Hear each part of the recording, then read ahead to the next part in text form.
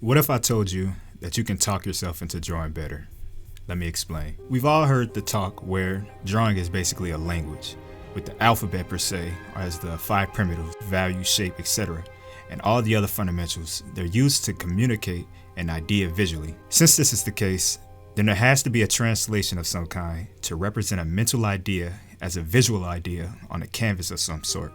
See, a mental idea alone is hella abstract and need assistance to be communicated to another person. For an example, let's use this video. While coming up with the video, I had a collection of thoughts and experience that in context gave me an understanding of this idea. Now the problem arises when I start to communicate it to someone else, i.e. you. I just can't beam all of this abstract mental goodness into your mind to communicate the idea to you. So I have to use language, in this case English, to translate my idea into words for you to hear, process, and formulate your own interpretation of the idea. Depending on how accurate the communication and interpretation are to each other in relation with the original idea, then the idea created in your mind should closely match mine.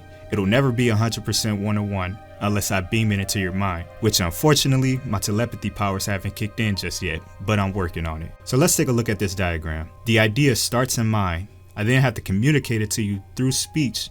You hear the words that I say, interpret them, and form your own idea based on your interpretation. Then comparing the idea that you formed with my original idea, if they overlap one-to-one, then this transaction was perfect. That's the perfect world scenario. In most cases, there would be room for slight differences due to circumstances like misinterpretation or poor communication. This is not an issue as long as the similarity of the two ideas contain the essence of the original idea.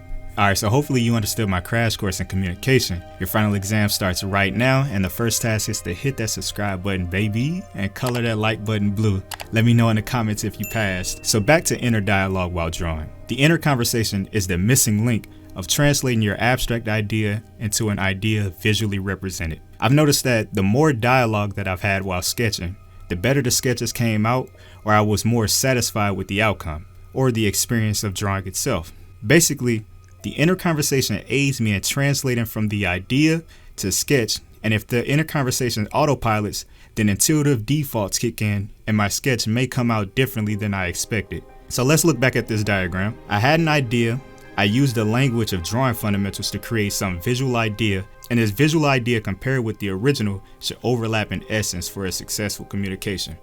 So since you are both the observer and the one communicating the idea visually while drawing, there is a feedback loop occurring. The inner conversation should be the narration of this exchange happening. So the dialogue is speaking for both the idea through the drawing language, which are the fundamentals, and the interpretation of the observer that's seeing the drawing. This is why two people can look at the same abstract piece of art and have two different interpretations, while those same two people could see a portrait and understand the essence of that with little differences. The abstract art is more than likely a translated feeling.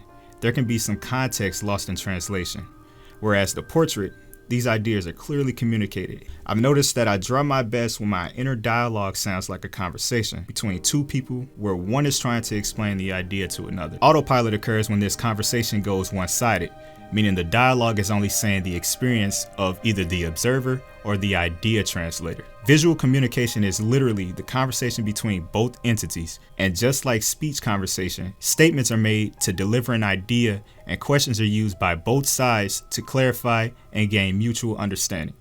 So this example should help. Let's say we have two people. This is a dog. I'm not seeing a dog. Well, what do you see? An apple. That's not right. Let's take a look at this one. Now I see a dog with a weird leg. What's wrong with the leg? It's super skinny. That's not right. Let me change the shape. What do you see now? A dog. That's right. And now imagine this same conversation, but only from one perspective. It wouldn't make much sense. So from the perspective of person 2, it'll be something like, I'm not seeing a dog, an apple, a dog with a weird leg. It's super skinny, a dog. That didn't really make much sense.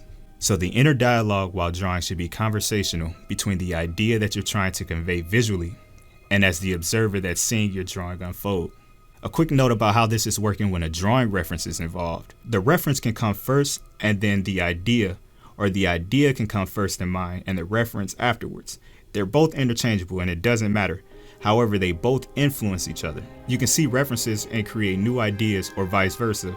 You can change the references that you use based on the idea. There's an additional transaction happening between you and the reference. You will see and interpret the reference, and your interpretation will either create an idea or influence your current idea. And this idea has to be translated to the observer through the language of drawing, i.e. the fundamentals. Hopefully this breakdown made sense to you. If you want to see how the inner dialogue can improve your ability to draw from imagination, watch this video with the concepts discussed here in mind.